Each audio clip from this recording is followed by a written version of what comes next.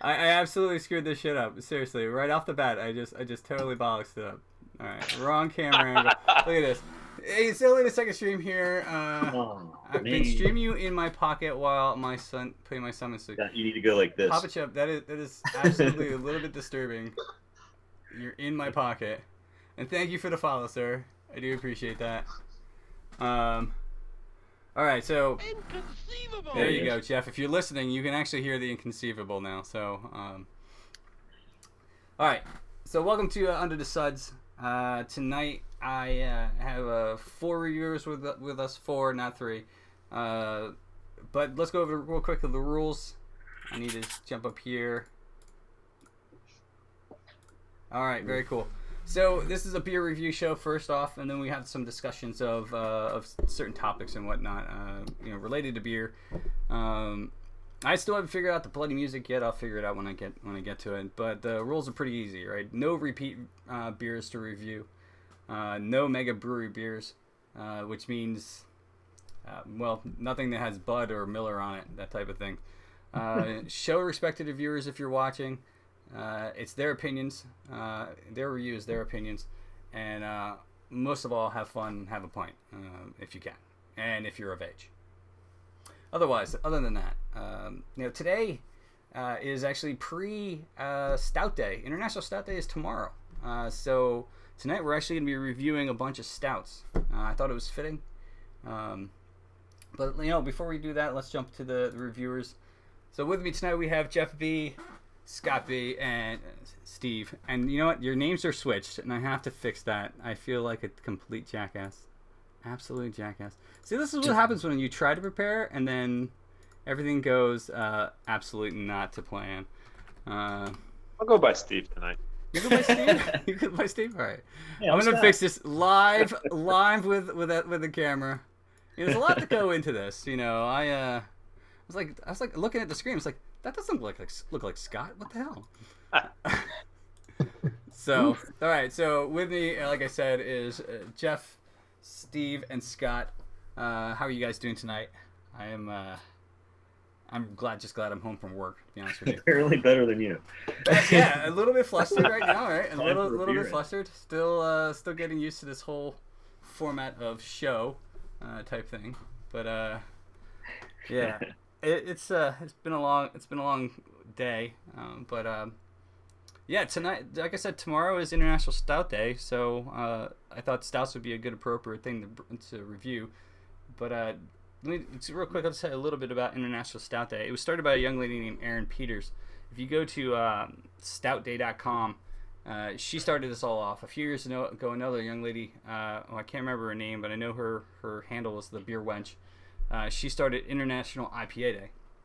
So in the same light, Erin said, stouts are fantastic. Why don't we celebrate them?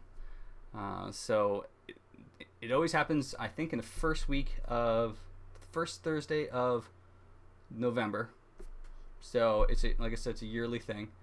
But I interviewed her a while back, a few years ago, when I used to write about beer, and she at that point in time it was just starting up, and she's pretty happy with the response with it.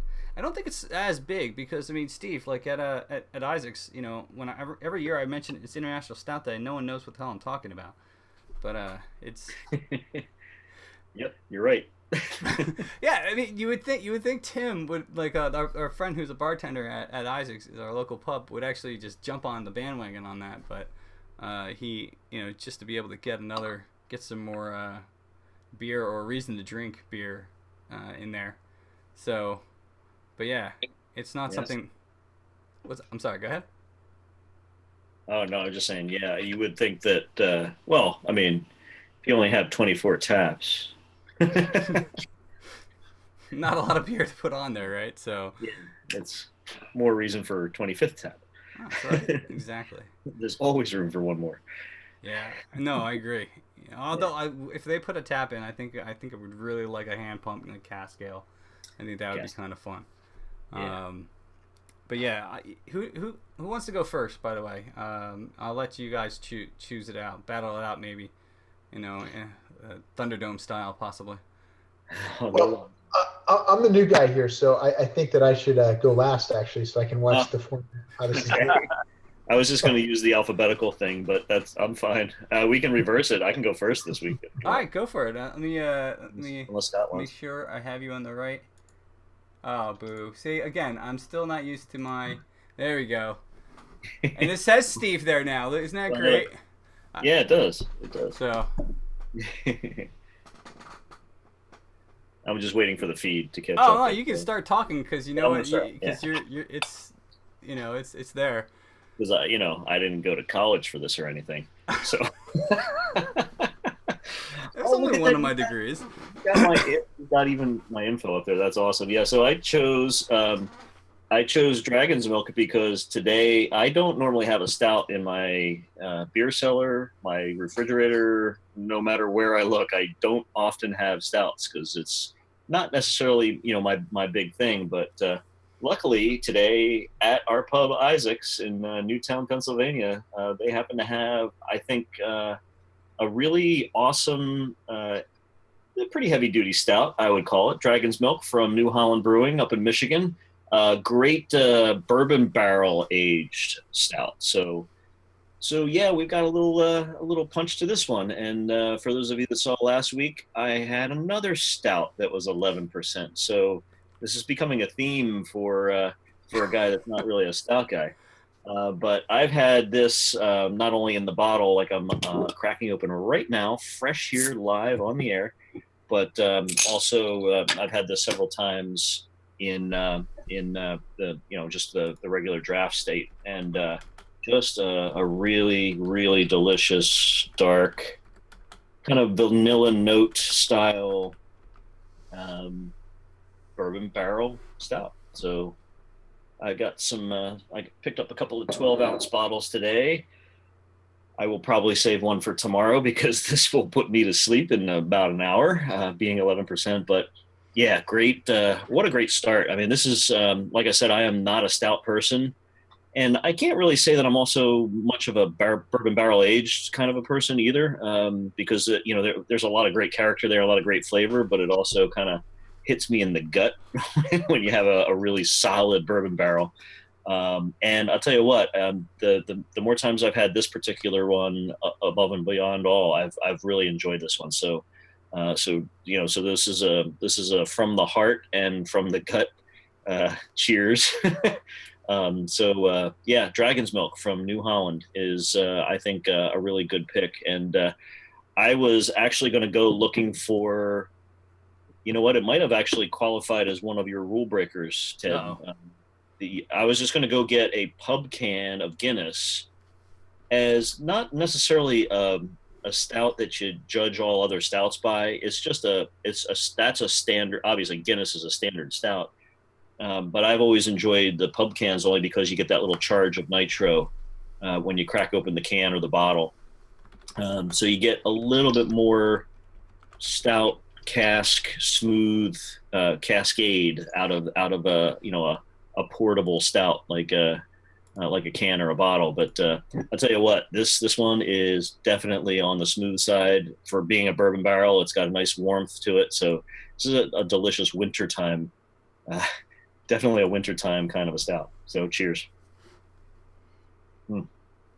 Yeah, definitely got a lot of vanilla. I call it more of a grape kind of a flavor, but it's not really grapes. But it's got that kind of grape twang to it. So the vanilla and the flavors are really, really distinct with the bourbon barrel aged stuff. So there's a whole kind of like cannons, or because I'm thinking grape. Yeah, I think that's probably more like it. Yeah.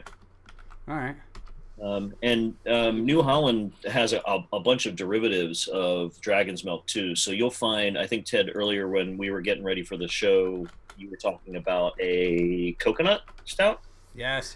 We'll get to that. That's gonna be good. So there's definitely different kinds of Dragon's Milk, and you'll find that there's a bunch of these. So it's worth kind of poking around in your favorite bottle shop or your favorite pub to see what kind of derivatives they've got. But Dragon's Milk, New Holland, definitely a top-notch stout for just before International Stout Day.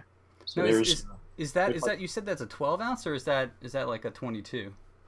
no, this is 12. Okay, This is a small bottle. gotcha. I went extreme tonight, I guess, with a giant one, but Yeah, I'd be asleep if I had to do a large bottle of Dragon's Milk tonight. I'd be like, you'd have to mute my microphone remotely, I think. maybe snoozing, right? Yeah, but yeah, cheers, guys. This is this is definitely as far as stouts go, I really dig this one. This one's pretty top notch. I wasn't looking at any of the comments, but Oh yeah, Solar. I had to fix that. Agent 42. He's a legacy type thing. He's a legacy bot. I brought him over from my old channel. And Solar, you know this, and Ray, but you know he's got all the configurations that I need so far. So, Scott, do you wanna go to yours next? Sure. All right. All right. So anybody that tuned in last week, we were talking about specific glasses, and one person, I apologize, I forget your name, but they mentioned they drink everything out of the Spiegelau glass. Hope I'm pronouncing that right. Looked it up, and I actually have that glass. So, you know, we're gonna try and drink out of that tonight. I did try and stick with the same brewery just because I love them. So we have another carton beer tonight. Again, it is high in alcohol. It's sitting at 8.5%. One thing I forgot to mention last week with all carton beers is they actually give you a recommended temperature to drink them at. So if you flip them over, you'll see the recommended temperature. I don't know if you can read that, but this one, it says to drink recommended starting at 48 degrees Fahrenheit. So took it out of the fridge about an hour ago. So hopefully we're sitting right around that temperature. The Unjunked, this is the first year Carton has brewed it, and a little story behind it. They tried to go with a simple American stout, relying on 4 ingredients, but they got all of their brewers together, and they each brought in, when they were trying to come up with this recipe, they each got together and brought their favorite recipes, and they all sampled each one's favorite recipe. And what they said is with these 4 ingredients, they kind of took a little bit from each of the stouts. So they love this particular stout because, you know, in thinking back to that initial meeting to come up with this recipe, they, depending on the day, depending on the temperature the beer is at, they get a little bit of each of those stouts, which I thought was pretty cool. Unfortunately, we'll never get to experience that because we weren't at that initial meeting, but it just shows the complexity that you can get in a beer with just using 4 ingredients. So let's crack this bad boy open.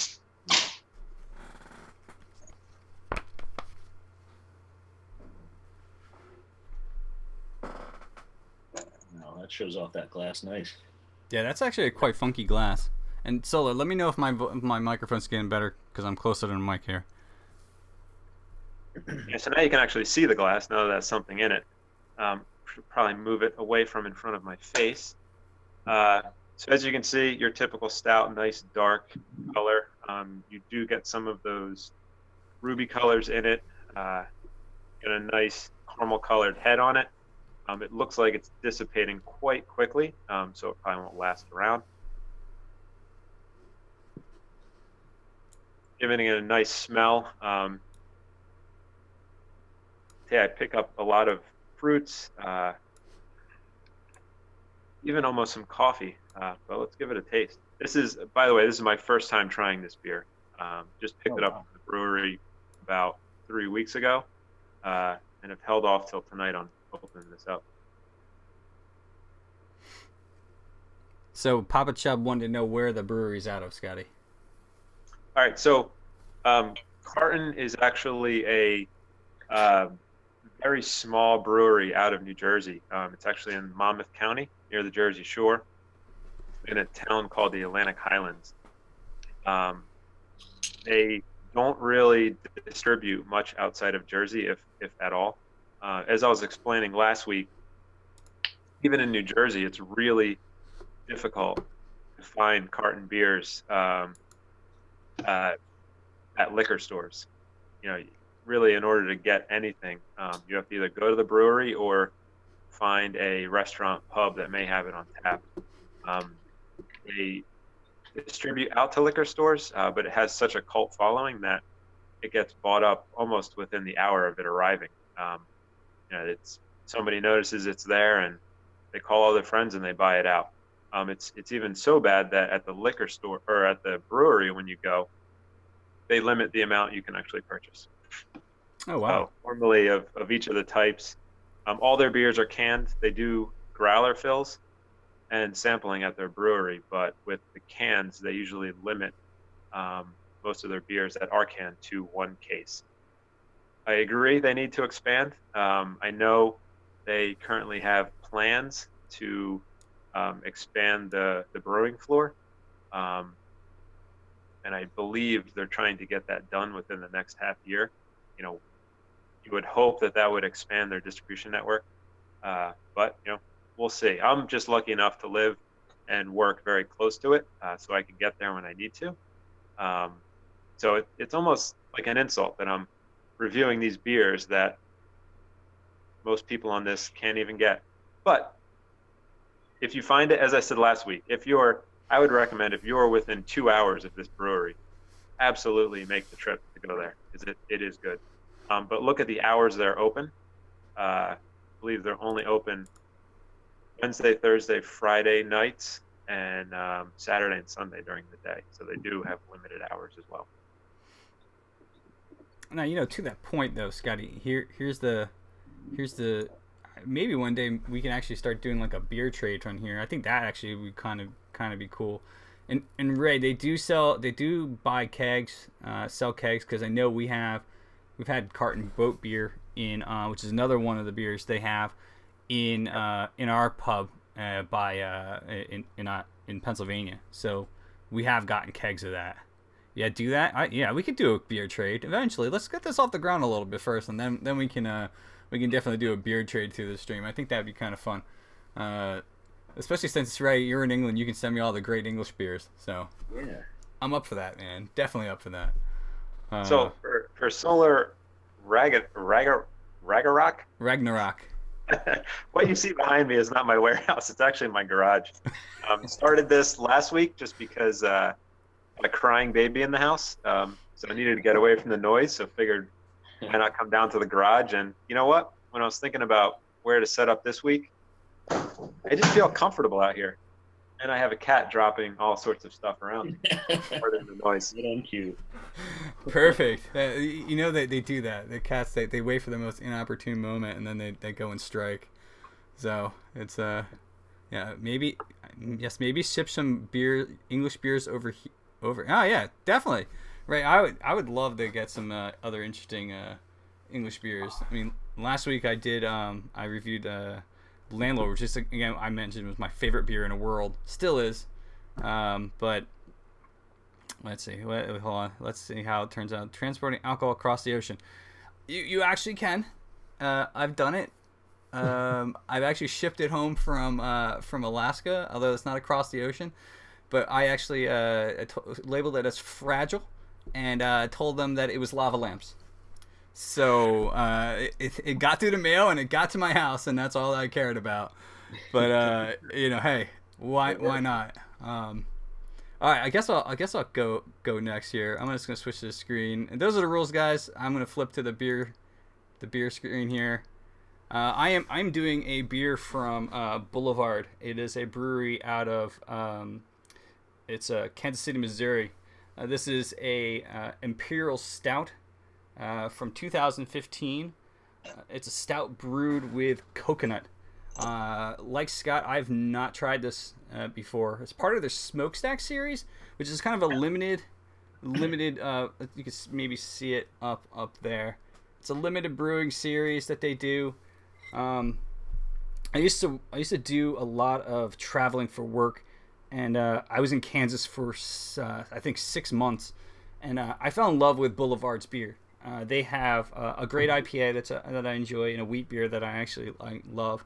But they recently got to the East Coast, which was fantastic. Coconut beer, I'm out.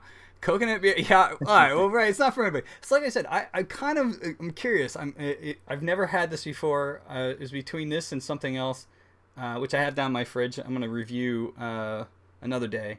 But this is, like I said, it's called the Imperial Stout X, right? And it's again brewed with coconut. It's 11%, and it is very. That's a lot. And I don't normally drink a lot of high alcohol octane beers, ABV beers. Not anymore. I used to. Let's just open this up. And here's the other thing. When I was transporting this home in my car, it was being shaken up a bit. So we'll see how this goes. But they do have a little thing on the back here. It says, for a special treat, lovers of big, complex stouts, Boulevard Brewing Company offers the 2015 Imperial Stout X Series. The X Factor stands for key ingredient added, each several different limited releases planned throughout the year. And I guess, like I said, this says it has a toasted coconut, adding a sweet, subtle tropical note to an already empathetic malty forward. All right, so to our conversation last week, certain beers out of different glasses. I don't have the fancy glass that Scott has, but I was looking up what glass would be good for an Imperial Stout, and they said a chalice. So I have my Chimay chalice here. Trying to remember the place 2 or 3 hours from Richmond, Virginia. People have breweries in their garages. I'm waiting here. This is gonna either pop over. All right, there we go. No fuzz, no fizz yet. All right, great. I don't know if you can see this. My camera view is all sorts of off. But I mean, there's not really much difference in color to all these. They're all obviously all stouts, right? And it's just gonna be dark and roasty. I don't really smell a lot of coconut on the front end there, but well, no, maybe. Like I said, this is the first time I'm having this. And right, you would not taste there's not a lot of coconut taste in here. Maybe a little subtle coconut, but like it's not like sweet coconut. Look, what's that one beer that not beer, but drink they have. I don't drink hard alcohol that often, but the mixed drink, you guys know what I'm talking about, right? The mixed drink, this white pina colada. It's nothing like that at all. There's not like a huge coconut flavor to it. It definitely has a very nice, like, sweet scent to it. Little malty. The flavor's sweet. I was actually kind of concerned that this was going to be like sickeningly sweet. Like Southern Tier has a lot of different beers that are just super overpowering. I think when the sweetness, like the creme brulee, or even their chocolate stout, which I was considering, but again, too sweet. But like I said, I saw Boulevard, and it has a real soft spot. I have a soft spot in my heart for it. So I said to myself, you know what? I should probably get this to try it out since I've never had this one before.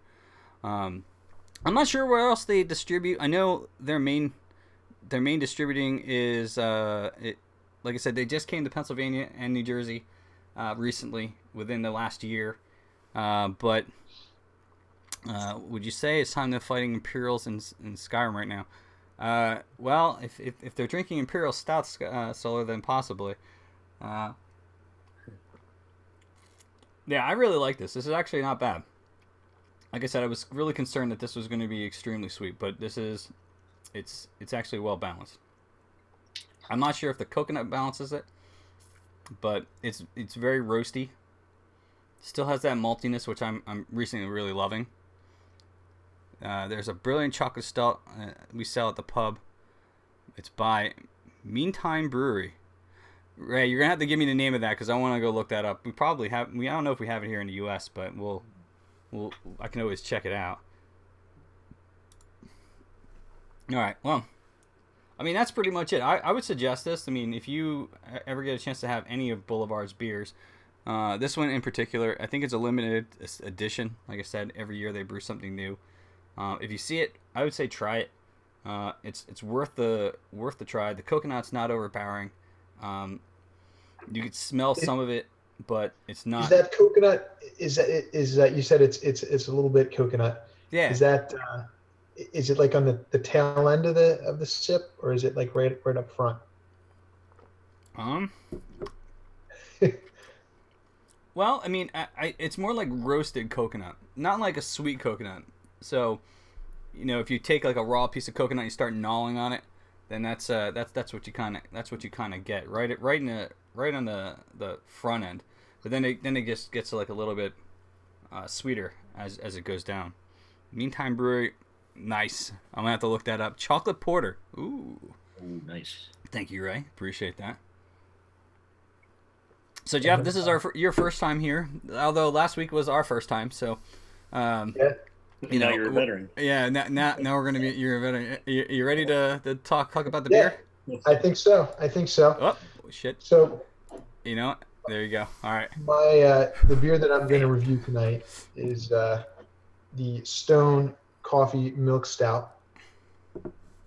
Stone is pretty widespread as far as being able to get, so I think people probably have definitely had a Stone beer. This is my first time trying this coffee milk stout. I like stouts too. I don't know why I've never had this Stone coffee milk stout, but from what I've read, I don't think I have quite the wealth of knowledge that you guys have kind of displayed of your beers. But what I understand is there's a local coffee company called Ryan's that in San Diego that actually provides the coffee that they use to make this stout, which I think is pretty cool. So it's local ingredients, at least the coffee and the beer. But it's a traditional English style milk stout. So let me open it up here and get started. Yeah, you can actually get Stone beer now in Europe. So Stone, damn autocorrect. Yeah, I saw that. I was like, why are you breeding beer? They actually opened it up a brewery in I think it's in Germany. Stone opened a brewery. So for anybody who's over in the UK who's watching, I know Ray you are, but if you're over in the UK and you want to try Stone, it's readily available over there. So I took this bottle out of the refrigerator approximately an hour and 15 minutes ago, and it's at 62 degrees right now, Scott. So it's a little warmer than 48, as you had mentioned for your beer. I don't know, what's a good temperature to drink a stout at? Here, I'll pour up here. Honestly, I think anything over 40 degrees Fahrenheit. The worst thing you want to do is pull it fresh out of the fridge. Mm-hmm. Yeah, you gotta let that sit for a little bit. Ray would attest to that. Every beer should always be room temperature. At least. Look at the color of that, though. It's different than your guys. The wide variety of colors of beers here is phenomenal tonight, right? I am red-green colorblind, so for all I know, it might be. But, gray. It's like everything's Jeff, gray. you missed the beer that I reviewed last week. Actually had really neat hints of blue in it. If you looked really closely. Oh, really? Wow. I think that might have just been you guys. So a blueberry beer of some sort. No, I think it was more my color blindness fooling with my eyes. Scott, yeah. Did you really bring that up? Something about the lights in your garage, maybe? But yeah, as far as the smell, you can definitely get the malty coffee smell right off the top of this thing. It's outstanding. So let me drink this. I can't waste much more time waiting for this. Go for it.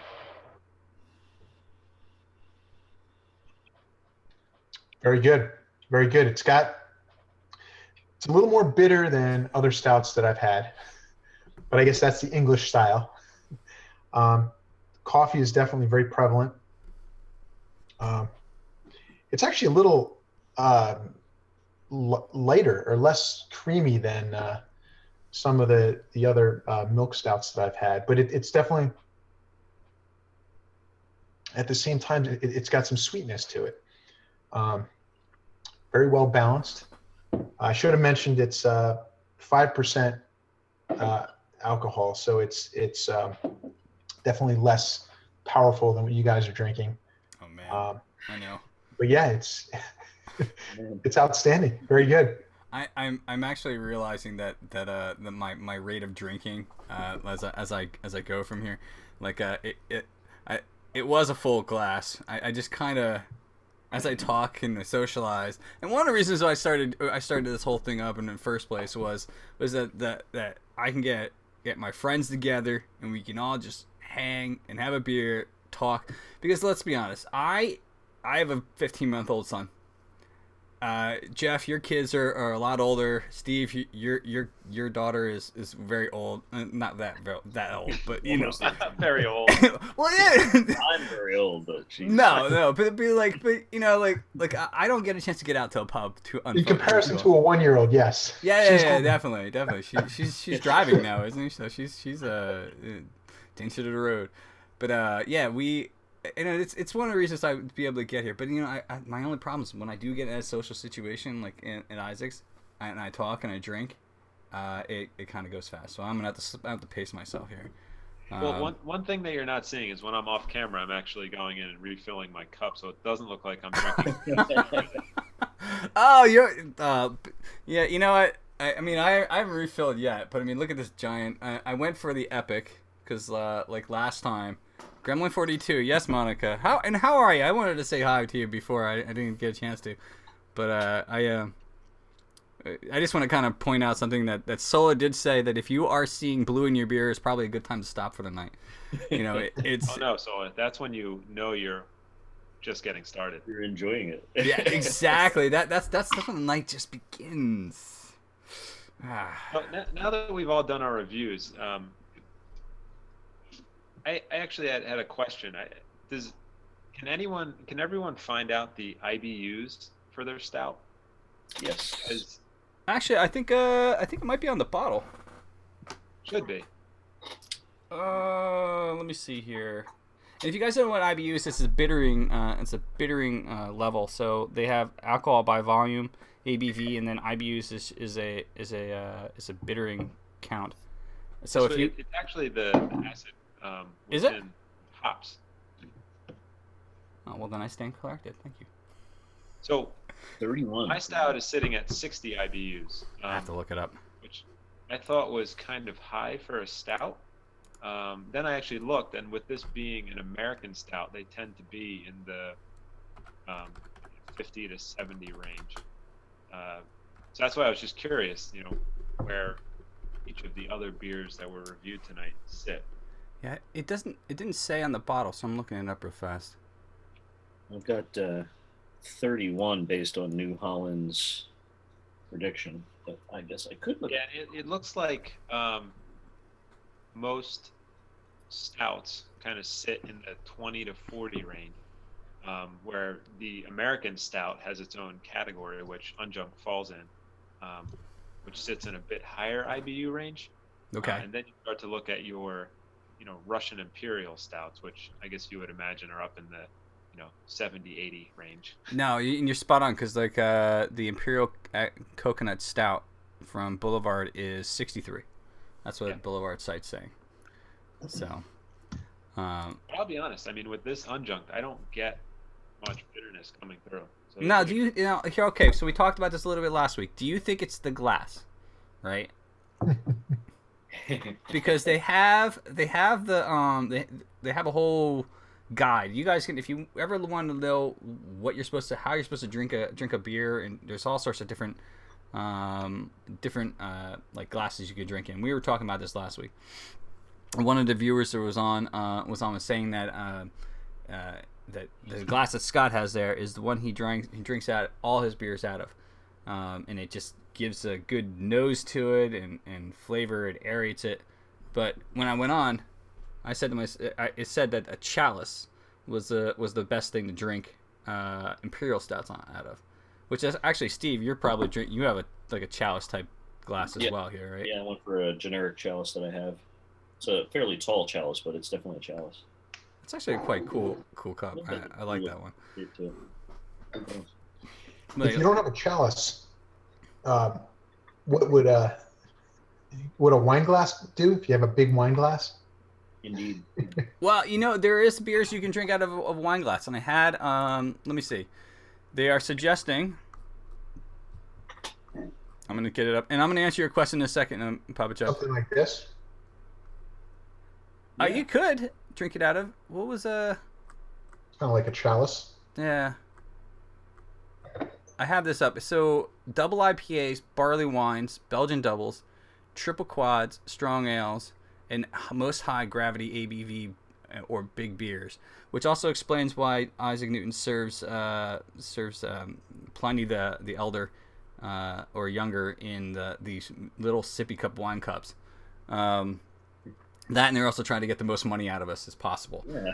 But it's too exclusive. Yeah. But brandy sifter, yeah, you can use a brandy sifter on, and I'm just looking this up on a website, so I'm going to put this actually in chat real fast so you guys can look up. Chalice from the Palace has the brew. That is true. I like that. That's pretty good. So this is the site I'm looking at. So a beer snifter, you would do barley wines, which actually makes sense because those things are just extremely high in alcohol content. It's probably one of the only beer styles I really don't enjoy drinking. Most of the time they're so high in alcohol, and like I said, I try to avoid high alcohol beers, although tonight I didn't. Barley wines, Belgian triples, Belgian quads, box, double box, imperial ales, imperial stouts. So I could have drank this out of a chalice, Siffner glass, strong ales, Scotch ales, and any beers over 7.7% ABV. So, all right, let's see real fast. Papa Chub, you asked the bitterness of an IPA versus an American stout. Obviously, your IPAs are going to be a lot higher than an American stout. Without looking it up, I would guess your IPAs are sitting 100 or higher for your IBUs. Yeah, nowadays with all the hops that people throw into their beers, the IBUs on most IPAs are extremely high. And some of them, like the double IPAs, you can't get that bitterness to it. But like the straight IPAs, you can definitely see that. A jug for me all day long with an ale. Nice. More like the Russian Imperial. No, I would say even an IPA is higher than your Russian Imperial. Well, I mean, we can look it up. Like, let's see, Stone. If we look up Stone IPA, right? I mean, that was one of the first IPAs. Actually, I really can't say that. I think it was the three of us, Jeff and Scott. We were at Triumph, and I think that was probably where I actually had my first IPA. I remember. Gold? I think it was, yeah. Yeah, that was my first IPA ever, I think. Okay, let's see here. Looking for IBUs. So the Stone IPA is about 70 IBUs compared to the Imperial Stout, which I have here, which was 63. So as you get higher with IPAs, the higher value of IPA, I guess percentage, the IBUs go higher. But there's a lot of brewers out there that are really just trying to do the hoppiest beers ever. And I'll be honest, and I'll say it right now. I like hoppy beers, but I'm kind of getting tired of them. I'll throw it out there. West Coast IPAs all day long. The thing is that's killing me from IPAs, at least for me, and I'm not sure if you guys have the same feeling the same way, but I find most recently that when I'm drinking IPAs, the end of the like after a sip, it's just like very dry, and I feel like I have to drink more of something, and that's the goal of the IPA. Yeah. Well, then they're winning. It's perfect. And you win. I know what you're saying though, Ted. Some of those hops, they kind of like dry out your palate, and it's like you need to re-moisten it. And it really is calling you to just keep drinking. Yeah, my palate is altered every few years, and I remember when I first started drinking beer, like craft beer. It was I was doing a lot of Belgians, and then when all these IPAs started coming out, it was very. I went straight to them, and most recently, that's great marketing. Buy more. Yeah, I agree, Ray. Most recently, I've been doing over the last 2 years. I think I've been doing more session beers, which are more common in English English beers. Session beers are 5% and below, but you'll see a lot of different breweries are doing session beers, which are kind of cool. But again, they're still IPAs. But I don't know. I think it's interesting. Have your guys like beer? I guess the type of beer like evolved over time, because again, I've gone through 3 stages over the last, since I started drinking craft beer in like 2000. So I guess it's 16 years. It's the palate. Has it just kind of changed for you guys at all? Indeed. You mean as the beer's warmed up? No, I mean just like Over when what? Over the course of this beer? Over this course of this beer? Now I feel like drinking something else. Let me go down to my fridge. No. No, I mean like I definitely, I know what you're saying with the IPAs. I go through phases, but usually it's like an annual thing. Where, in the summertime I have like my kind of thing I start off where I want to have all these ales and different kind of things with the warm weather coming in the spring.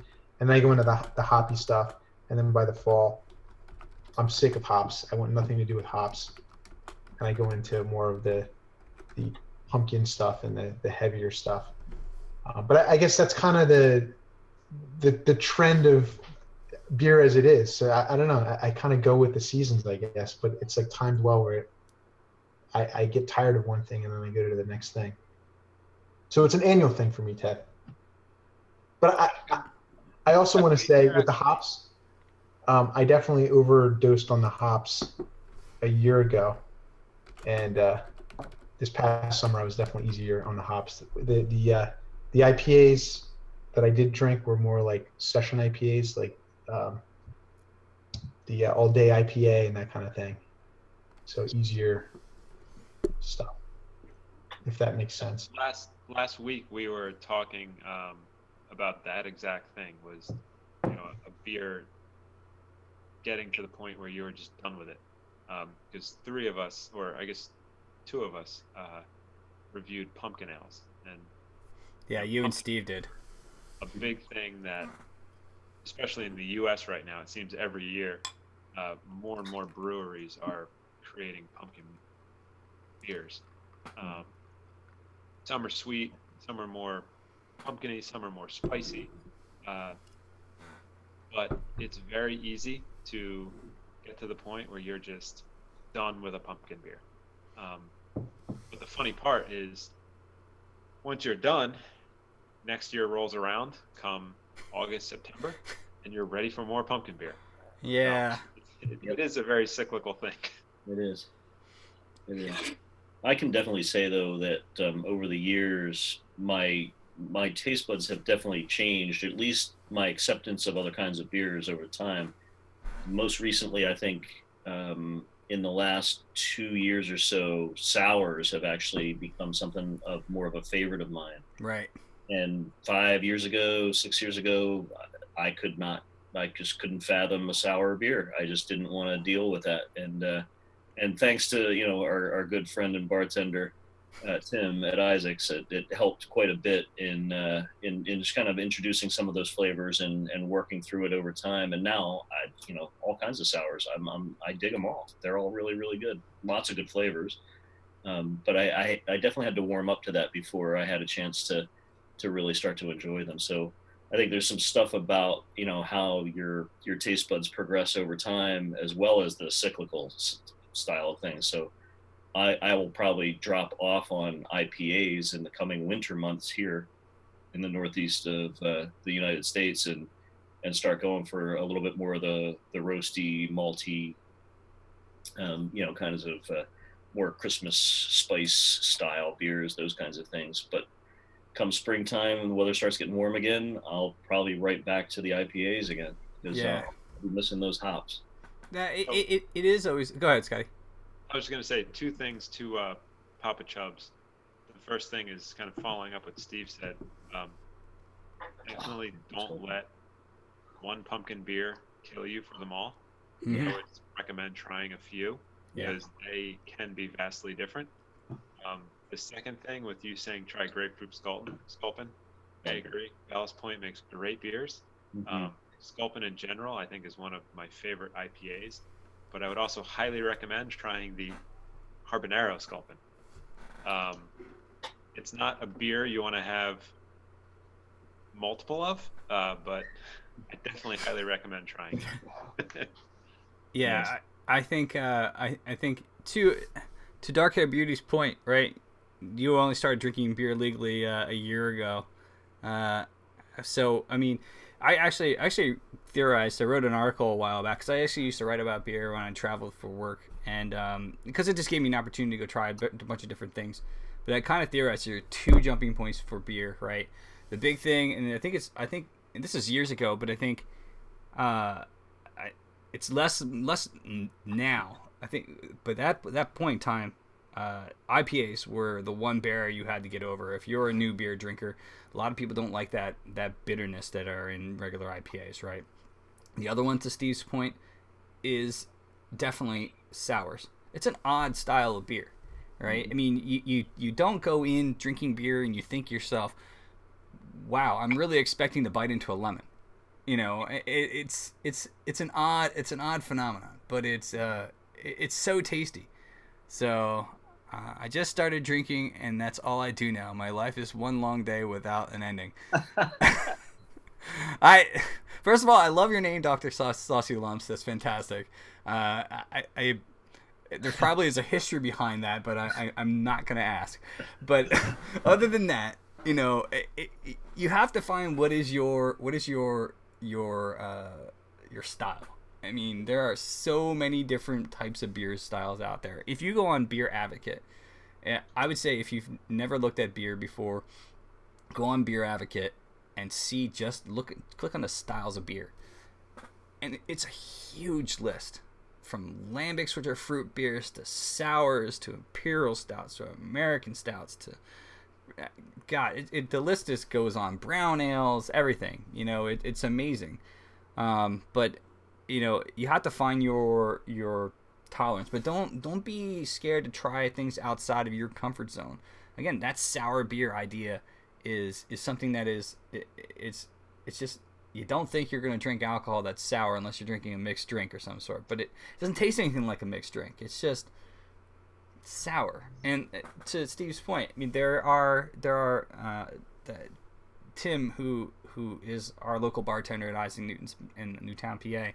He actually introduced me to sours as well, you know, and we went to a sour fest, and that was in Philadelphia, and that was my first time having like a lot of sour beers, and it was amazing, you know. And ever since then, you know, just jumping that barrier, it just opened up a whole wide variety of beers that then I can just try, which is awesome. But also to your point, your guys' point, and Jeff, you said it, and Steve, you said it before as well. You know, the seasons as they go.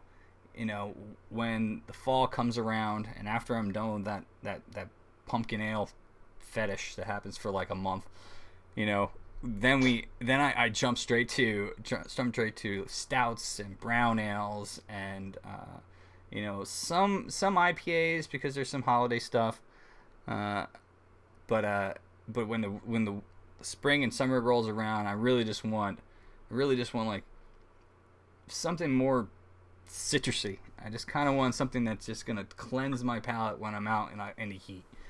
But yeah, it's an interesting evolution of beer. I find that like my beer tastes change over the seasons. And I actually used to say that IPA was the one constant, but now I think it's kind of tailored off. You know, I still like session IPAs now and then, and again, but I kind of stay away from bigger IPAs as well. So I'm going to assume ending with more beer. I don't. Maybe I missed that one. I'm kind of reading chat as we go along here. So I was going to point out too. You mentioned Beer Advocate a little while ago, Ted. I don't know if this will come through or not. Probably not. But there's a whole section on Beer Advocate on glassware. oh wow. Yeah, it's a little too bright. Yeah, right? You can't really see it that well. But there's it's kind of funny that they actually mention the typically a mug. I don't know if that'll come through better, or a sidle for stouts as opposed to the chalice. And Beer Advocate's pretty upfront about the fact that, listen, we put our information out there. You're welcome to disagree with it, but use it to your advantage and try some stuff. So I'll have to go find. I know I've got some some Seidel style German mugs around. I'll have to try some stout in one of those. Yeah, because they mention English stout, American stout, quite a bit, and they recommend the mug style glassware. So, but there's a whole great article on Beer Advocate, and I'm sure many other sites too, about why certain beers work better in certain glassware. So, really, really good articles on this one. So. Now, Beer Advocate, it's a fantastic site for beer. I mean, they are one of the original guys that came out and said, well, here we're gonna do a beer rating type thing. And there's also Rate Beer, but Beer Advocate, I think that's the most accurate beer rating site you can go to, in my opinion. So if you're ever wondering, like for instance, I think the Imperial Stout that I'm drinking tonight, this Boulevard one, was like rated 91. So the two guys that own the site, they actually go and rate the beer, but you also can rate it as a user.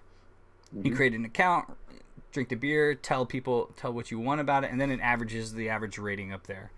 All right, let's see. Well, Ray, lighter beer in the summer, lighter ale in the summer, and darker beer in the winter. Yeah, that's what I tend to do. I think lighter beers are, since it's cold and you want something that's going to warm you up. Not that after you don't drink a lot, or regardless of anything, it's not going to warm you up. But it just feels more earthy to me. I think darker beers in the winter. Yeah. But and also Dr. Saucy Lumps, thank you for the follow. I do appreciate it. I haven't figured out what we're going to call people that are followers yet. I was thinking maybe hooligans because I'm a soccer fan. So, but Ray knows this. We've talked about it, and I'm still not going to tell you what my football club is, Ray. So, we'll just think about that. Works for me. To the highest bidder, I will tell you what his football team is. Hey. I will say that it's somewhere in the background there. You can see my football club. I got 2 scarves up there, but it's kind of hidden. So Inconceivable! I don't know if that's Cherish Games or Chris SH Games, so thank you again for the follow. Do appreciate it, guys. Hey, Joy Machine, how are you? Welcome to the stream. We are talking about stouts.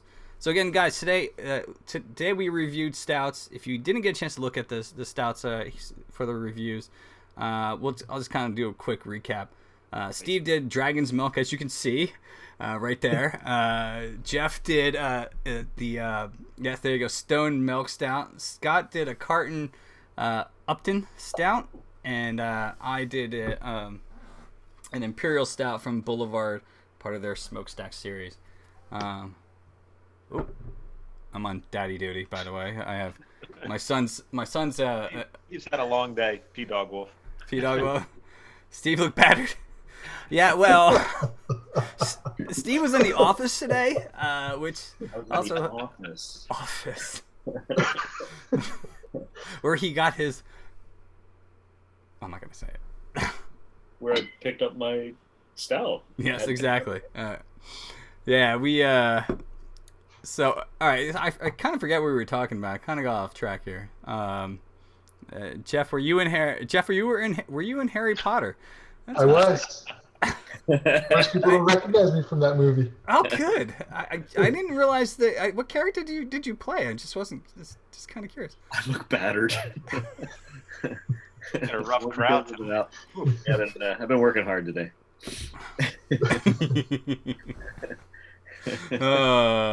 So Man, you know one thing that I actually wanted to ask, Steve, you had mentioned the sour beers, and I haven't had too many sour beers. I wouldn't mind doing a week where we talk about some sour beers, because Yeah, I'd be interested to know more about how they create those flavors and like how that is that part of the fermentation process? Is that part of the ingredients they use? That kind of thing. I'd be interested to know some more about that. Yeah, that's a good point too, because it's obviously got to have a much different process that it goes through to come out with the flavors and the tastes. And interestingly enough, today, right around happy hour, a good friend of ours stopped in at the office, At the office. which is another reason why I look battered. So Brad from a local brewery, River Horse Brewing in New Jersey, stopped in with just a mini growler to give us tastes of a new cranberry sour that they were working on. Really? And it was delicious. It was really, really flavorful and perfect. Like, cranberry Thanksgiving's coming up. That kind of topic is really, really appropriate. So I was kind of psyched to taste that. That was delicious. So who was the brewery that came in and did it? It was River Horse Brewing. Oh, River Horse, New Jersey. Yeah. So Brad gave us a little taste of that. So it was really cool. Did they use New Jersey cranberries? Apparently they did. And a lot of them apparently, to get the cranberry to really stick to the beer was, it took a ton of cranberries to get them to do that. So they were cool. They did a good job. It was very, very tasty. So there's a lot of interesting things that happen, I guess, with the way sours get brewed, and they did a pretty darn awesome job. So there's lots of good flavors out there. It's funny you mentioned sours. Carton just did a sour smoked porter, which is off the wall for me. Wow. I tried it at the brewery. Okay. It was interesting. It's like, if you could just imagine a smoky sour. Normally with sours you kind of get the fruitiness. This was very different than what I had ever tried before. I will say I did not bring any of that home with me, but it was interesting to try. Bring some for us next time, Scott. Oh, wait, did they actually have that? And, pick up some. Yeah, definitely. Was that only in growler, or was that in cans as well? No, they actually weren't filling growlers. It was only there for tasting, but they did have some cans you could buy. Oh. To answer your question, Joy Machine, I'm a bitter man. I do love English bitters. Actually, last week. Thank you, Rick. I absolutely screwed up, by the way, guys. The first stream last week, I forgot to archive. So God willing, I actually fixed the problem. But I did do one of my favorite beers. Yeah, fingers crossed, right? My favorite beer is Landlord last week. Since it's my favorite beer in the world from England. I'm not sure if you ever heard of it, but it's, again, one of my favorite beers. And it figures I did not look bungalowed last week like I do this week. Well, how long were you at the office today?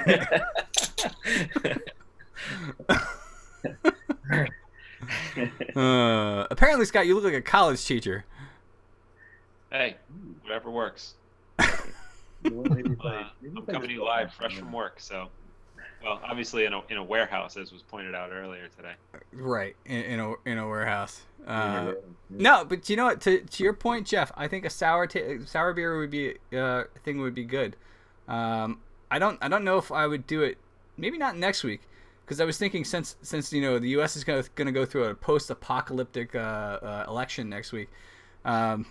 And meltdown. Yeah, next some week sort is, of strictly vodka and moonshine. Yeah, I think so. And it's about as bad as like Brexit, the effects of Brexit in England. So regardless of what devil gets into the office next week, I kind of think we should do something where the name kind of suggests I don't know, the apocalypse of some sort. I don't know. It's a little bit of a tall order. What about the Stone Ruination? I was really going to go for Arrogant Bastard if Trump gets in, but whatever works. And it is what it is. So actually, I have one in my fridge I can crack open if you want to go through it now. That's up to you, brother. I originally, when I put this whole thing together, I was thinking, will you be reviewing shooters? I don't know what you mean shooters. If it's like hard liquor, not me. But like Jaeger bombs and tequila. No, maybe that's another show. This is not necessarily my thing. That's beer apocalypse. Whole new territory. Yeah, I don't know. That would be another event in itself. We would definitely violate Twitch's here's your don't get like super completely shit faced on the stream type thing. So beer apocalypse. Yeah, Solarverse, definitely seen your comments, and I see your beer apocalypse, and I raise you one beer NATO. Beer NATO would be the follow on the beer apocalypse. Real quick, Dark Hair Beauty, thank you for the follow. I do appreciate it. I saw it before. I just didn't get a chance to say hello. Political correctness apocalypse. Well, it definitely won't be here. I'm definitely not PC. Sorry. So sorry, Joy. I'm just having so much fun. Must be the 11% stout that I'm having. Oh, Jesus Christ! I know this thing is gonna kill me. It is gonna. It's gonna be the death of me tonight. I can't do the La Fin du Monde. I just can't do that. What is the La Fin du Monde? I think it's from, isn't that a Canadian brewery? Way to definitely go. had it. I don't know. I have no idea. I have no idea what that. I don't think I've ever had that. So If you saw the bottle, you would know it. Okay. All right. Oh man. All right, the comments are. I know. It's are calling to end this broadcast. I think is what. What? Where? I didn't see that. No, I'm just thinking that there's a theme. The apocalypse. Oh, it is what it is. So I was looking at some stories today. I actually found that there is a brewery in a Dutch brewery in Amsterdam that claims they actually have created a beer that won't give you a hangover.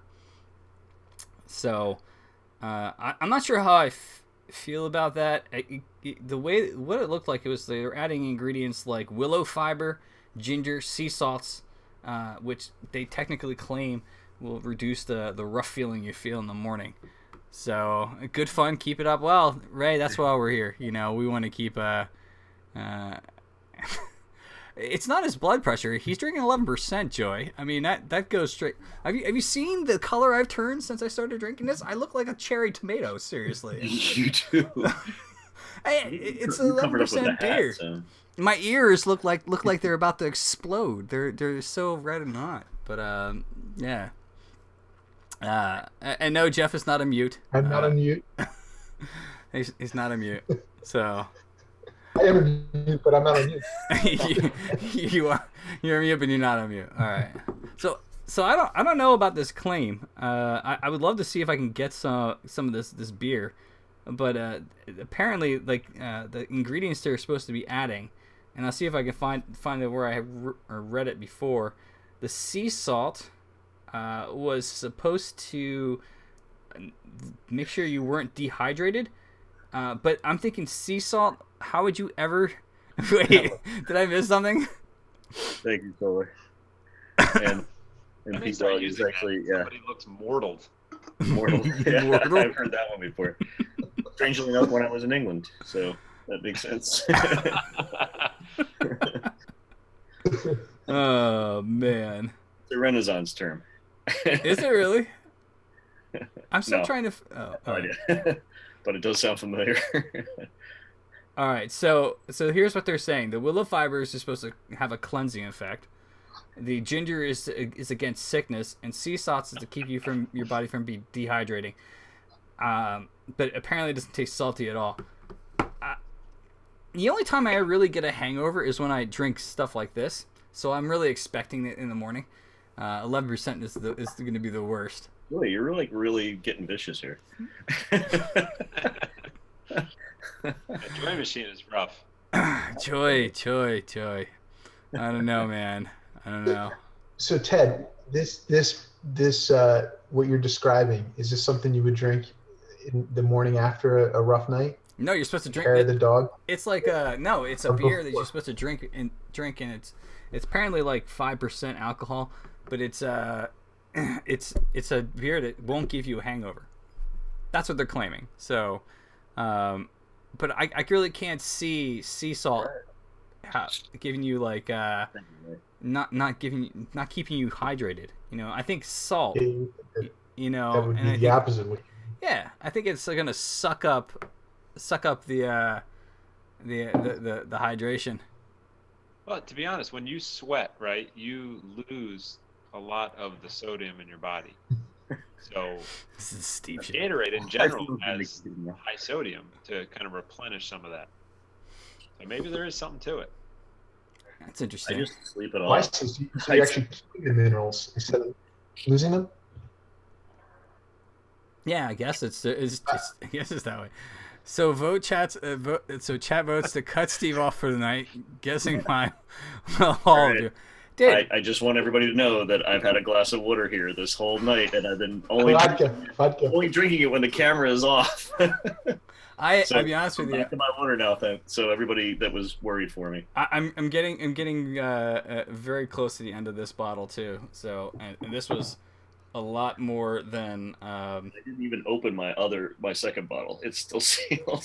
Yeah, like this is 750 milliliters, and I'm almost done with it. So at 11%, I'm definitely gonna need that anti-hangover beer tonight or tomorrow, or pretty much any time really. Yeah. But and do any beers make you horny, Steve? Oh boy! Oh my god! Joy! You're teetering, my good man. You're teetering. There you go. Have a little 10-minute timeout. So Chris brings up a great point, right? You get different beers, and you can get them in bottles, you can get them in cans, and you can get them on tap. I found that definitely with a lot of beers as to them tasting better on tap, say, than they do when you get them in can or a bottle. I don't know if that's because of I don't know. I don't really know what the end story is there. But I've definitely noticed a difference in the beer in general. Anybody else? No, I agree. Steve, you're going to say something. Sorry. I'm just agreeing. I buy that too. Yeah. Definitely. I mean, it's like I say, let be joy BK. Yeah, all right. So it's like I was saying like last week, right? Landlord is fantastic on tap. I love Landlord. It is not as good in the bottle, but it's the only damn way I can actually get it here in the U.S. I think anything on tap is going to be a little bit better, only because it's, I wouldn't say fresher, but it's, it hasn't been sitting around in a small container for a little while. It's just sitting around in a big container for a little while. So, but I don't know. I don't. Is there? Do you guys think there's a difference between that the beer on tap? I mean, I think there's a difference, but maybe it's just me. You know. Well, there's the whole idea of bottle conditioning too. Yeah. Like I think that you're definitely going to get a slightly different flavor out of a small container. I mean, when a lot of these microbrews, when they bottle their beer, do they do any like priming or anything, or is that more of like a? Do you guys know if any of these bigger microbrews prime when they bottle? I think we need to have a microbrewery in to talk about that. Actually, that's a good idea because I'm actually meeting up with my friend Jim, who owns 2 Ton Breweries. Not next week, but the week after, and I talked to him about coming on, and just be able to talk about the brew and like his process. And actually, what I would love to do is be able to get the stream to go to the brewery itself. He also brews out of New Jersey, but I mean, most of us live in Pennsylvania and New Jersey that are on the stream right now. So it's let's take a step back, give Steve the spotlight to gain more viewers. Steve, apparently you're stealing the show, brother. That's what it is. Beers, maybe. No, but I think it's a good idea. I mean, We love beers. talk about beers. I think I would love to get some of the guys that I know that are brewers. You know, in the time that I've done writing about beer, I've had a lot of contact with different brewers, like the head brewer from Oscar Blues, the guys from Alaskan Brewing Company who are proudly wearing their shirt tonight. You know, I got this in Juneau when I was there, so I think it would be kind of cool to get some of them on. You know, put like a fifth window, kind of where that little beer guy's saying everybody needs a hobby, and you know, get a guy in just to sit and talk to us about their brewery. I think it would be kind of fun. I think we should all meet in Scott's warehouse. Yeah, absolutely. Well, Come take a tour around here. I can see some stainless steel tanks back there, Scott. I think we should start. The thought has been mulled. I will tell you that. The stainless steel tanks. Or garage. What about doing a live cast of a brew session, Ted? Any thoughts of that? Well, that's another thing. There are some guys that have done some beer brewing on stream. I mean, the biggest problem about that is how do you keep up a constant show every week for brewing, unless you have like a production brewery, you know, and how do you actually keep that up? Yeah, we do 5-gallon batches, Papa Chubbs. So, yep. You know, Scott and Jeff and I, we've all brewed together. Steve, we haven't brewed together, but you know, but I have all the equipment, and that's kind of the idea. Eventually, I'd love to get all of us together and just kind of just brew a beer, whether it's at my house or somewhere else. I mean, you know, that would probably be a fantastic idea. I need a fucking laptop. I'll be honest. When I first started this channel, I was thinking to myself, I want to do a cooking show, right? But I need a laptop because I can't bring my. And I'm going to show you this giant monstrosity real fast here. Thank you for the follow, Mario. This is my monstrosity of a computer right here. I cannot drag this bloody thing down to my kitchen, but you know, I want to be able to do. Enjoy Machine. Thank you for the follow, and but I also want to be able to go out and brew on my patio. Inconceivable. So, I think we have a date planned. We brew Papa Chubbs. If he's offering, he's roasting a pig. I am game. You know, here's the thing, guys. I'm gonna tell you something right now. Papa Chubbs is a professional chef. So, I was checking out his stream the other day. You guys should really go and check out Papa Chubbs. He was doing a bolognese sauce that he turned into a lasagna. So, guys, go check him out if you haven't had a chance to actually go look at a chef that's doing on Twitch.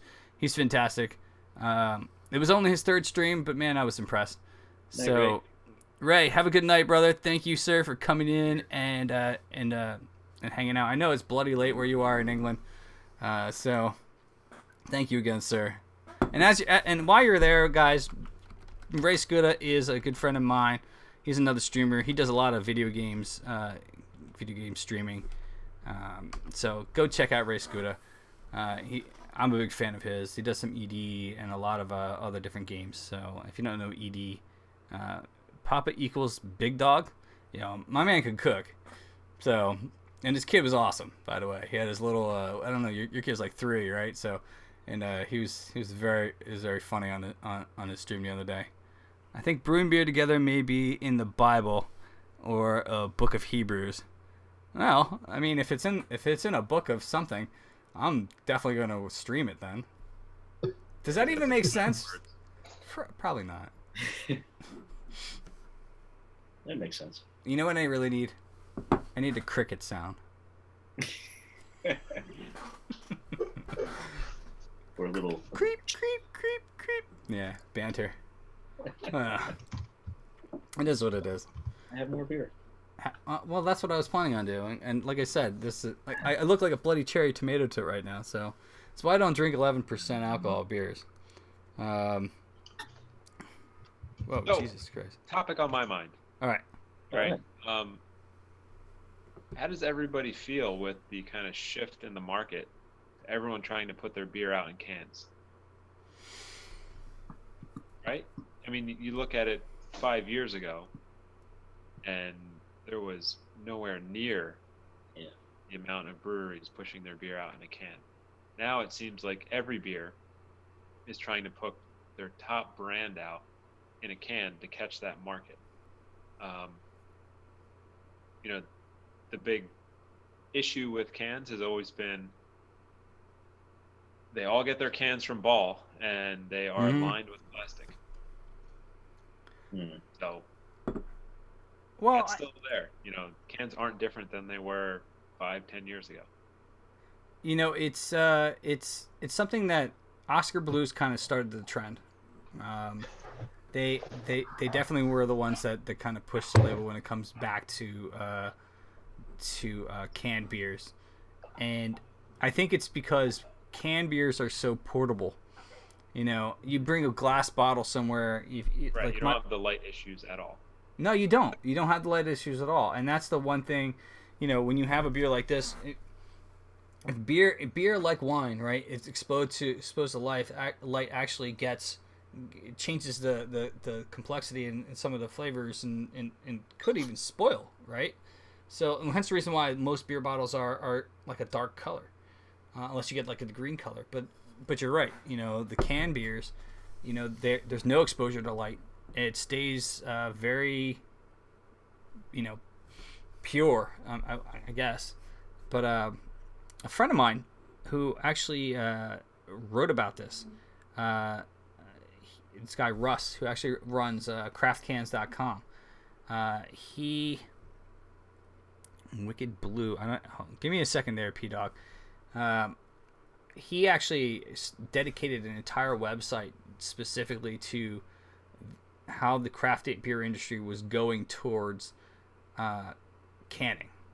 But I mean, even breweries like Alaskan Brewing Company, they have beers in cans now. But I think of myself, if I'm going on a hike, like my wife Ann and I, we do a lot of hiking. I'm not going to bring a bottle with me. If I drop that thing, it's going to shatter all over the place. But I mean, that's one reason to do it. But I don't know. Hey, the primary reason why I like cans is because they fit in my refrigerator and let me get stuff in there without crowding everything else out and bottles falling in the back and all this kind of stuff. Yeah, and when you're done with them, you just smash them and throw them in your recycling bin, right? Yeah. Mm-hmm. But there's no reusing. I mean, I remember a while ago, I was all for cans, and I got a lot of pushback from people I associated with. I'm still with them. I'm going cans all the way. No, I think cans are a great idea. I don't think it's going anywhere. I mean, but you're right. A lot of people thought cans, and my first thing was thinking like Bud and Bud Light, and I kind of stayed away from it until I actually had, Oscar Blues beers for the first time, Dale's Pale Ale. Yeah, it's definitely a phenomenon. It's like but it is expensive to chain pop shops. Like if breweries are doing bottling, the equipment for canning is very expensive to switch over to. They literally had to put in an entire different line for their beer that is for the canning line. A lot of small breweries find that instead of putting in the glass bottle lines, they'll put in the can lines. Like a friend of mine, Jeremy, who owns the Chamonix Creek, again a local brewing company in Bucks County here. All his beers are all cans. But another friend of mine who Scott and my wife are actually at his brewery tonight, his brew pub, Vault Brewing Company. He's actually putting in a production line that's doing not cans, he's doing bottles. Steve the Pirate. I don't know, Steve. We should probably put like a. There you go. Excuse me, I just figured out why the hell I caught fire and turned into invisible. Oh, all right. Solar, you're playing Skyrim. I get that.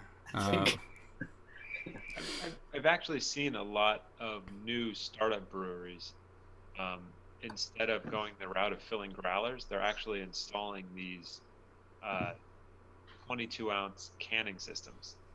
So, it's whatever beer you want, you just buy a disposable can and you can take it to go instead of buying the reusable growler. It's a lot cheaper from their standpoint. Oh, yeah. And they're still charging you the same amount of money. But is it how big is the growler? They're providing that can, right? Right. So usually the growlers they'll sell are normally they'll have a 64 ounce, and then a lot of them now are going 32 ounce as well. But what I've seen is they're canning 22 ounces. So, take that for what you will in terms of what a lot of the newer breweries are doing, kind of following that canned movement. Well, what is the I guess the normal growler size, right? That's more. The growler is what, like a 64 ounces. Okay, so they're only giving you 22 ounces of the beer, right? So Yep. I've seen a few of those machines before. What does that can container look like, Scott? Is it actually like that they fill? Is it? It's just a larger can. I would say it looks, you ever seen like the big Foster's cans? It's like one of those, but generic, no label or anything on the front, but it's just like a giant can. And how do they fill it and seal it right there? They have a full canning system. So the way they can cans is you have kind of, if you look at this can, right? It's the can except for this top lip. And then once they fill it, they drop the top lip on, and it just kind of compresses the sides and seals it right up. That's fantastic. So you can pick something and basically have it canned so you can drink small amounts of it as opposed to opening a growler and being forced to drink 64 ounces in a. But you can't reseal it, can you? The can. No. It's an open. But if it's a small container, it's. You get out of growlers, especially growlers that have the seal on the top with the compression tops. I have one of them that I use exclusively now because I can go fill them up, and even though I open it and pour a pint off it, it'll last me a week. Steve, you have the ultimate growler though. I have a really awesome growler. I was thinking that maybe one of the shows somewhere along the line, I'll see if I can pick a beer that I can fill that growler with. It's from a company called Drink Tanks. You can get them on Amazon.com, drinktanks.com, etc. I got it as a Kickstarter before they got their start in creating these growlers. But essentially, what it is it's a stainless steel double wall growler with a with a storage lid. So when you fill it, you put the storage lid on. There's two wire cranks on the side to hold the lid tight. But when you're ready to start to serve it, you actually unlock the lid, take the lid off, and there's a secondary lid that has a pressure port and a hose. Literally, the hose has a tap handle on the end, like a mini, more like a keg tap handle. And you put a CO2 charge on the charge port, just enough to put some pressure into the growler, and the hose runs down to the bottom of the growler, and then you've got essentially draft beer coming out of your growler. So it's got a little bit of pressure behind it, and it kind of energizes the beer a little bit more as you're pouring it out. And it's a really cool way to transport beer and still get the draft effect a little bit. It's nice. And you have one of these? Yeah, I got it. Like I said, I got it a while back from when Drink Tanks first started. They started on Kickstarter, and I had contributed to Kickstarter and got one of those growlers. But now they're selling them like crazy, and you can get them in all different colors and all that kind of stuff. But yeah, it's essentially just a growler that has a keg lid that you can pour off the top. It's really cool. And you said it has really a cool. CO2 cartridge, right? Yeah, you just put like a CO2 cartridge on it, like you would use for like an air pistol or an air gun or something like that. You just kind of give it a one shot of CO2 is all you need to start the keg, because there's very little room in there for the pressure anyway, and it just pushes the beer out when you crack the tap handle. It's really cool. Yeah, I'll see if one of my beers that I choose in the upcoming shows, I'll see if I can get that full and use that to pour off of. It's pretty cool. I'm sure. Yeah, it's cool. That's I'm really sure neat. Tim would fill that up in a heartbeat, probably. Yeah, he doesn't like to fill that one up because it's not a glass carafe growler. It's a stainless steel one, so you can't see. So you have to like sit there and wait for the thing to fill up and stop it before it overpours and you waste beer. So Yep. it's kind of a pain to fill because you can't see it as you're filling it. But it's great for transporting beer, and it's great taste too. It tastes like you just got it literally right off the tap at the pub. Joy machine. My missus has a lovely growler. Well, it sounds like it's a bit feisty and probably snaps. I know. Well, but thank you. Oh man. Oh, I am so needing a long nap right now. So a weekend ago, I was up in Boston, and I actually brought a growler up there because a lot of new breweries starting up, so I wanted to try a lot of them and fill up the growler to bring home. One thing that kind of shocked me, which I found was a Massachusetts law, breweries can only fill growlers that you buy from that brewery. Yeah. Where in Jersey, I think there is some, I don't know if it's really a law, but really they can only fill growlers that they show the ounceage of it. Mm-hmm. But from what I found, you can bring any growler to any brewery in New Jersey and get it. So I don't know. I was at Triumph Brewery. Triumph Brewery is a local brewery. It started in Princeton, New Jersey, and they have a brewery now in New Hope, Pennsylvania, and Scott, I think they're opening one up in Red Bank, right?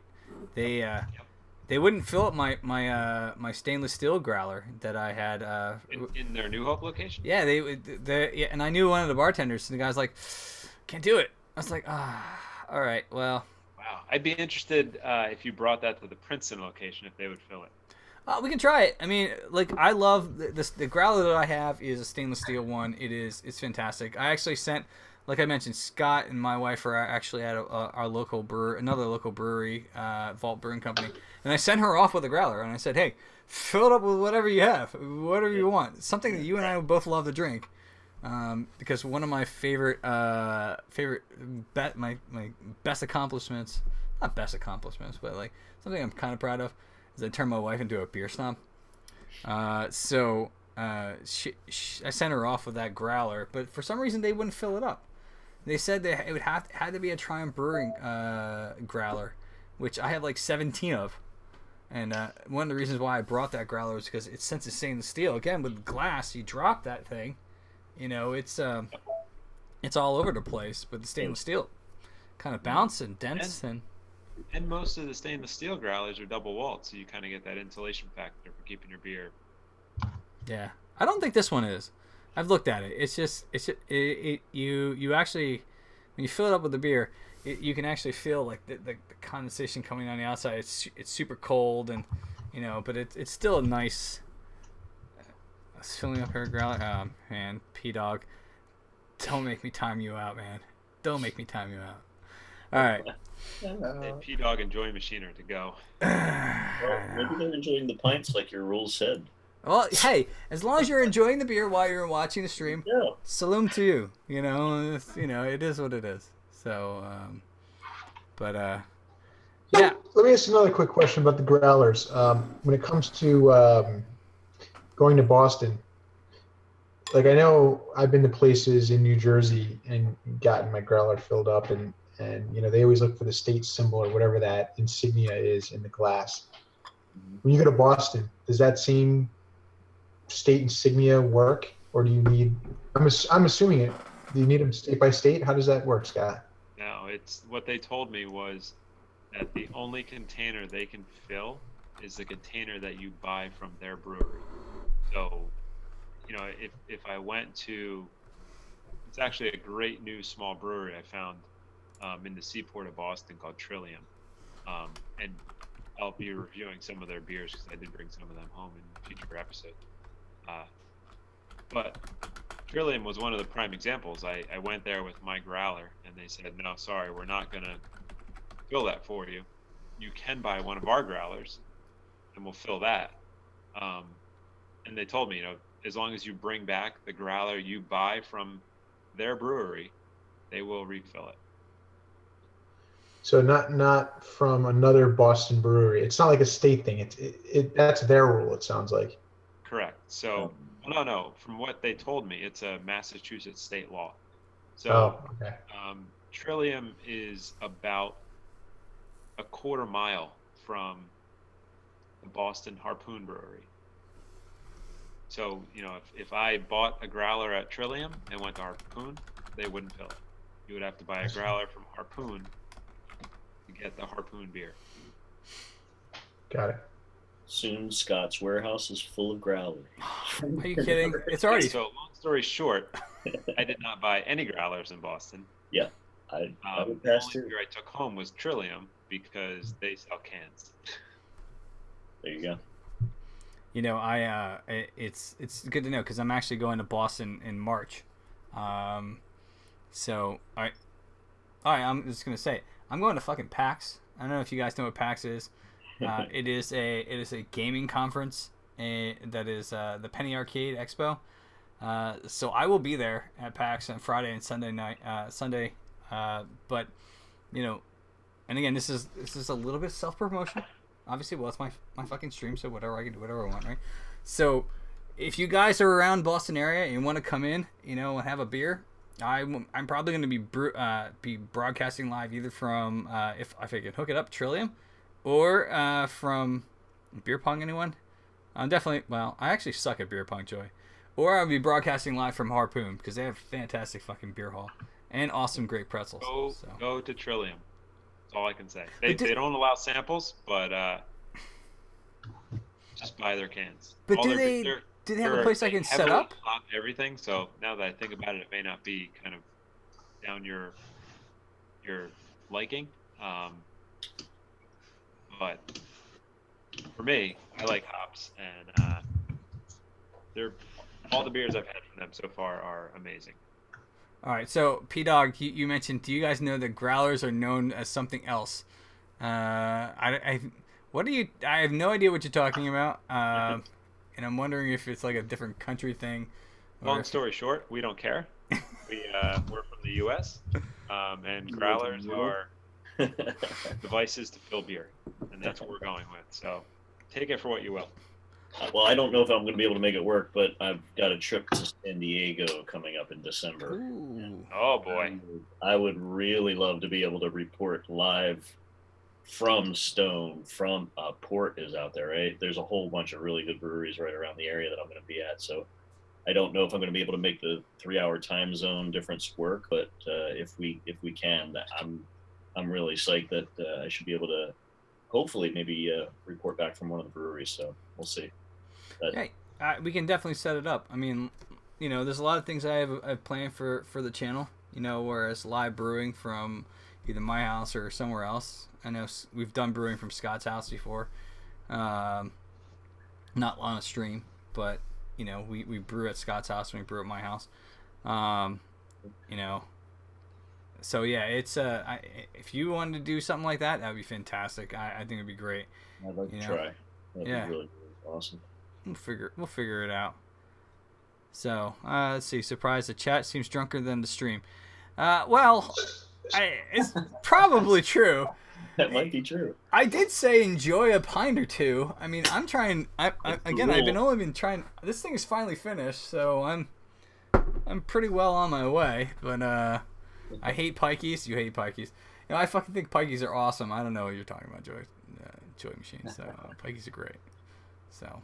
Well, so in California at Stone Brewery right now, it's 6:36. So if we were to do a live stream, you could join maybe a little late or I might something be able like to that. just a little bit late, but I should be able to get over there without too much trouble. So 5 o'clock. Yeah. It's like they say, it's 5 o'clock somewhere. Yeah. You know, it's always 5 o'clock somewhere. So, well, you know, I was thinking that you know, again, this is only our second stream, and I think maximum, we would probably go until like 10 o'clock. But, Well, I gotta get ready for my 11 o'clock show. Oh. You remember that show? I don't want to know about that show, dude. I don't want to know about that show. Oh, man. All right. Well, I mean, it's getting late, and I've drank a lot of 11% beers, so 11% beer. So we probably, unless you guys have a chat, if you have any questions, please let us know. We can definitely answer along, if you had it right now, or even along the stream. Don't hesitate to ask questions. If it's something inappropriate, you're gonna get timed out. Don't be dumb. It's like the rules say, don't be a jackass. Really, what it comes down to. Oh darn. So, not you. Oh, okay. You're more battered than a sausage. That doesn't even make any sense. Really? I don't know. I guess. You guys. Look, if you guys enjoyed the stream, please don't forget to back to our beers. Yes, don't forget. We're here every Wednesday. Every Wednesday at 8 p.m. Eastern Standard Time, which I guess is 5 p.m. Pacific Time. Don't forget to follow us. Follow on the Twitter and all the other places that the social media. Do you have cream? I have an itch escape. No. I'm just saying. If you guys do like beer, seriously, go and check out Untapped. I have a link down there to Untapped. You're following Untapped. P-Dog, thank you for the follow. I do appreciate it. Check out Untapped. You can see what beers I'm drinking. I'm absolutely very inconsistent with fucking Untapped. It's just the worst. I start drinking and I forget to log the beers. But if you follow me on Untapped, I will follow you. I will follow you on Untapped. Scott, I love the fact that your beer is right in front of your face. It's funny. There we go. He was waiting for it. At least Scott's smart enough. He's got a little shelf there to put his stuff on, so he doesn't have to hold it up and keep it up the whole night. Oh, he's fucking in his garage, man. He's got like his bandsaw right next to him and all sorts of stuff. It's great. I need a shelf for my props. Steve, you have your Apple Awards behind you. I don't know if you can ask me anymore, man. Seriously. Reminders of how old I am up there. Guys, thank you for hanging out. We're going to look to see if we can find someone to actually host right now. Z-Ran, thank you for the follow. I do appreciate it. Let's go check out, see who we can find. Because you know what? It's always good to show the love to someone else. How do I donate? There's a button. P-Dog, if you really want to donate, it's down below. It says donate. And all money you give me, man, is gonna go to the stream and actually buying that fucking laptop I need to do more stuff with the stream. So, all right, let's go see who we got here. Let's see if we can find. You know what? Let's go, guys. We're gonna go and go check out my good friend Satharaz. He is awesome. So if you go to